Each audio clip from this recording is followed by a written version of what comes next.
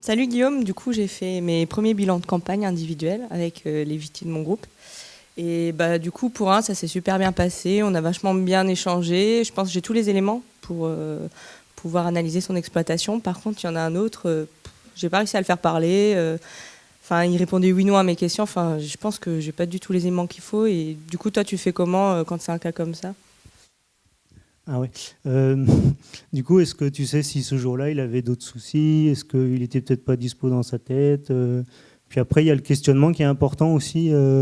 Est-ce que tu lui as demandé directement ce qu'il avait fait comme traitement et quel rendement il avait fait? Ou est-ce que tu lui as demandé plutôt s'il était satisfait de son année, s'il était content de sa récolte, plus une question globale sur le résultat de l'année? Oui, Marie, elle débute dans le métier d'ingénieur réseau. Elle rentre d'enquête, bilan de campagne, et alors elle va voir Guillaume, qui lui est déjà beaucoup plus aguerri. Ça fait 6 ans maintenant, presque, il anime un groupe défi, et il a déjà fait pas mal de conseils techniques. Alors de quoi il lui parle? Il lui parle du questionnement. On distingue deux pratiques de conseil, deux types de grandes pratiques de conseil. Les pratiques d'expertise, où on répond à un problème très ponctuel. Le conseiller apporte une solution, une ordonnance, phyto, hein, parce qu'il a une posture d'expert. Alors c'est très adapté, je ne vais pas opposer du tout les deux pratiques de conseil, c'est très adapté à une approche très analytique, problème ponctuel. Et puis, on bascule, quand on est défi, sur ce qu'on appelle des pratiques centrées sur le bénéficiaire. Donc on parlait d'autonomie tout à l'heure, d'autonomie de décision du viticulteur. Donc le conseiller est là pour aider le viticulteur à trouver sa solution dans son contexte. Parce qu'il va s'agir d'une combinaison de pratiques, donc il va faire appel à une approche système. Alors un problème ou une question qui est plutôt multifactorielle. Guillaume parlait donc de questionnement, et le questionnement est différent, parce qu'on va changer de posture. Et là, il va falloir apprendre à maîtriser toutes ces techniques d'écoute active, de reformulation, de questionnement et de relation à l'autre qui est complètement différente quand on est dans du conseil système. Tu vois, Marie, des fois, ça m'est arrivé que le viticulteur, il réponde juste uniquement oui, non. Alors là, ton objectif, c'est d'essayer de peut-être le provoquer un peu, essayer de le faire réagir un peu plus. Et par exemple, tu peux utiliser des formules par rapport à ton vécu de l'année. Par exemple, tu dis dans un résultat d'essai, moi j'ai eu 15% d'attaque sur grappe et j'ai pas eu de perte de rendement. Le rendement était là malgré le mildiou. Alors, qu'est-ce que tu en penses? Tu lui demandes comme ça. Et ça va le faire réagir. Et il va argumenter par rapport à cette situation. Et à travers son argumentation, il peut être amené à expliquer, lui, son retour d'expérience de l'année, pourquoi il a traité à tel moment, est-ce que c'était justifié, pourquoi il a traité à un autre moment et que ce n'était pas justifié. Il peut rentrer plus facilement dans des explications à travers son argumentaire, peut-être. Donc là, Guillaume, il parle encore de questionnement, mais de questionnement pour faire prendre conscience aux viticulteurs.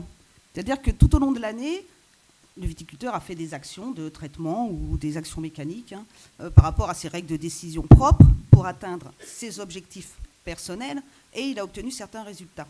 Le questionnement, notamment dans une enquête bilan de campagne, ça va faire prendre conscience de la cohérence ou de l'incohérence entre les règles de décision et les objectifs, par exemple.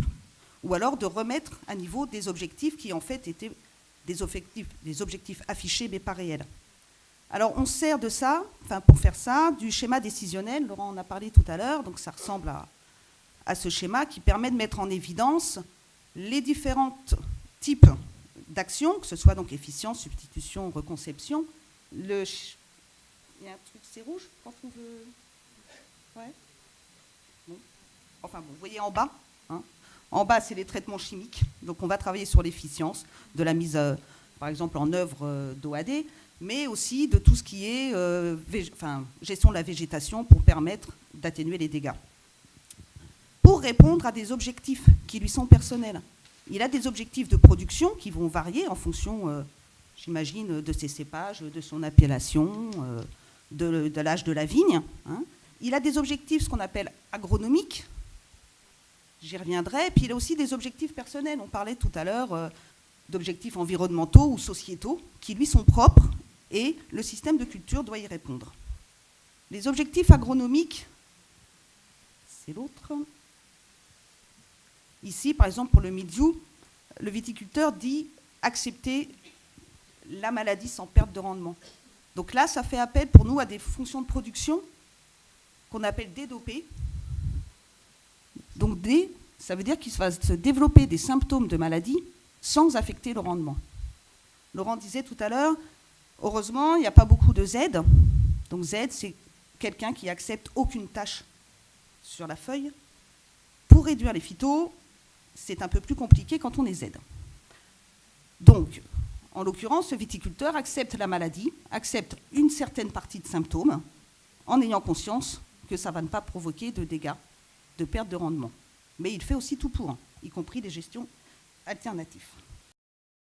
Et du coup, moi, j'ai un viticulteur, il m'a dit, cette année, j'ai commencé mes traitements trop tard, mes voisins, ils sont sortis plus tôt, ils ont moins de dégâts que moi, alors qu'en plus, le viticulteur, il a fait le rendement.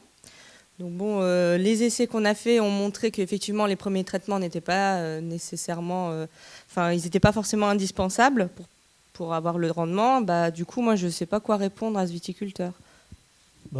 T'inquiète pas pour ça, tu n'as pas forcément besoin de donner ton avis parce que justement avec le temps on se rend compte que la clé du changement de pratique c'est pas l'argumentaire du conseiller mais c'est vraiment ce que l'humain et ce que va penser le viticulteur et c'est là l'intérêt du groupe, c'est que finalement ton boulot ça va plus être dans l'animation de groupe de faire intervenir cette question-là, de lancer ce débat-là pour que entre collègues ils s'expliquent sur cette question et qu'ils aboutissent à des acquis entre collègues dans la discussion, mais l'argumentaire que tu pourras déployer, il va être difficilement être persuasif pour le viticulteur, donc vaut mieux pas donner ton avis et plutôt te mettre en animation du groupe pour que le viticulteur il écoute ses collègues et qu'ils y réfléchissent ensemble. Donc Guillaume, il conseille à Marie de s'appuyer sur la force du collectif. Et il va changer de posture au moment de ces réunions de groupe.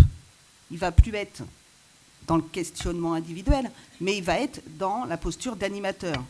Donc c'est encore un autre métier. Donc comme disait dans le verbatim, j'ai changé de métier, mon métier s'est enrichi, c'est aussi ça d'être ingénieur réseau défi. Et donc de faciliter les échanges au sein de ce groupe, parce que ce n'est pas juste des discussions de viticulteurs qui se rencontrent, c'est structuré. Et le conseiller, il a tout un boulot derrière, pas seulement à la réunion, d'animer les débats, mais aussi d'enquête en individuel de ce qu'il a vu dans ses autres missions, parce qu'il n'est pas qu'ingénieur réseau défi, de ce que les autres viticulteurs lui ont rapporté, de ce qu'ils avaient fait dans l'année, mais de ce qu'ils avaient peut-être vu par ailleurs. Et donc, son travail, ça va être de prioriser pour mettre en évidence un thème ou plusieurs thèmes et de le mettre en débat entre viticulteurs. Alors, ça permet quoi ? Ça permet de se réassurer entre pairs, et là je vais répéter souvent, entre pairs, comme le disait Guillaume, c'est pas le conseiller qui a raison, entre viticulteurs ils sont beaucoup plus persuasifs, de se réassurer quand on teste, quand on fait des choses un petit peu particulières, nouvelles, innovantes. Ça va être se confronter aussi, parce qu'ils ne vont pas être tous du même avis, ils n'ont pas fait la même chose. Donc plusieurs avis sont toujours meilleurs qu'un. Et puis ça va être de remettre en cause la norme professionnelle. On ne peut parler de normes professionnelles qu'entre pairs. C'est-à-dire, qu'est-ce que c'est qu'une belle vigne ? Qu'est-ce que c'est un bon résultat ? Qu'est-ce que c'est d'être un bon vigneron ? Donc, on va revenir sur les notions de tolérance. Et petit à petit, en combinant ces trois vécus, on va être dans une boucle du changement et de changement durable. Tu sais, même après 5 ans, tout le monde n'est pas au même point, c'est normal. Chaque viticulteur va aller à son rythme, en fonction de son contexte d'exploitation, en fonction de ce qu'il a envie de faire. La personnalité est très importante dans l'accompagnement que tu peux faire dans le groupe. Et voilà. Donc tout le monde va à son rythme. Ouais, c'est vrai, c'est sûr. Mais du coup, toi, pour les accompagner dans leur changement tout au long de l'année, de façon individuelle ou collective, tu fais comment ? Tu les vois régulièrement ? Tu fais des réunions bout de vigne ? Tu fais quoi, du coup ? Mais ça dépend, en fait. Là encore, la personnalité du viticulteur va jouer. Il y a des viticulteurs qui vont être très en demande, qui vont t'appeler régulièrement, qui vont solliciter des interventions, des formations, des tours de vigne, qui vont demander beaucoup d'appui. Et d'autres viticulteurs que tu verras peut-être qu'une fois par an au moment du bilan de campagne ou au moment de la réunion du groupe. Et tu les verras moins souvent, mais tu dois adapter l'accompagnement à chaque personnalité, en fait. Et donc chaque prise de décision est propre à chaque viticulteur. Et après, il y a aussi la solution des réunions téléphoniques que tu peux faire en saison. Donc ça va convenir à un certain type de public et ça ne va pas convenir à d'autres viticulteurs, mais ça permet d'animer le groupe en permanence. Et l'important, c'est de diversifier les différentes formes d'accompagnement pour satisfaire toutes les personnalités que tu peux avoir dans le groupe. Quand on parle de changement durable, on est forcément sur un accompagnement dans la durée. Je vais vous présenter un fil rouge, vous avez déjà entendu plusieurs fois le terme. Donc c'est une représentation des actions que peut mener un ingénieur réseau avec son groupe sur une année, sur une campagne. Il va mixer individuel et collectif et il va proposer une diversité de situations où chacun, en fonction de ses besoins, pourra s'y retrouver. Alors, en morte saison, ça s'appelle aussi comme ça, je suppose, ouais.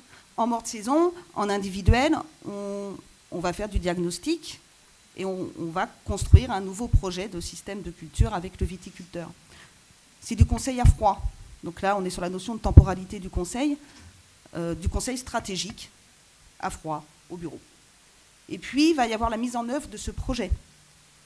La mise en œuvre de ce projet va se faire tout au long de l'année, en campagne, où là, le conseiller peut faire du conseil à chaud, voire du conseil pompier, au téléphone. Qu'est-ce que je fais? Je dois traiter, je ne dois pas traiter aujourd'hui. Comment ça se passe? Ou pas, en fonction des individus. Et puis, lors de la morte saison de fin d'année, il y aura un ajustement par rapport au bilan, à cette enquête bilan de campagne, d'évaluation de ce changement de pratique, bilan, ajustement, et on est sur la boucle de progrès qui continuera évidemment les années suivantes.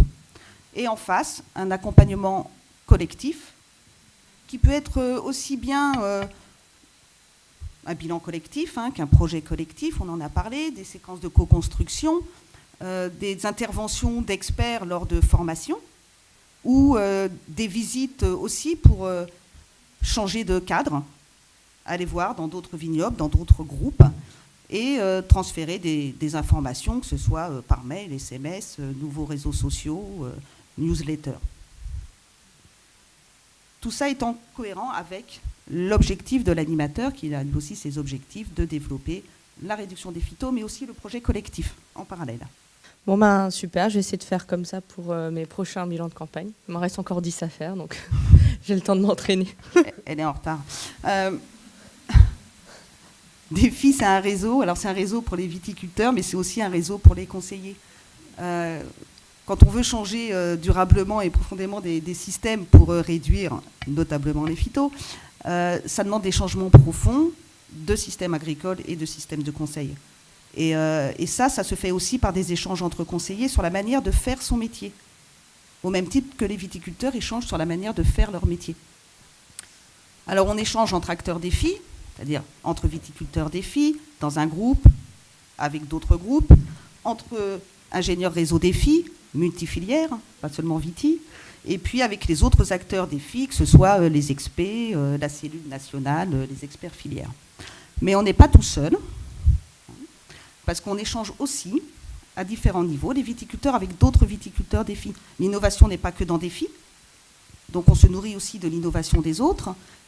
On communique sur les résultats. Il y a aussi d'autres acteurs, que ce soit filières, partenaires, négociants, enfin tout ce que vous voulez, d'autres conseillers, que ce soit collègues ou d'autres structures, qui eux-mêmes ont affaire à d'autres acteurs, d'autres conseillers, etc. Et donc le but, c'est d'essaimer. Alors, je vous remercie de votre attention. Et je remercie les acteurs, Marie et Guillaume de Maine-et-Loire. J'étais chargée de la mise en scène, à distance. Et le scénario et le casting, ça a été effectué par Lionel, ingénieur territorial.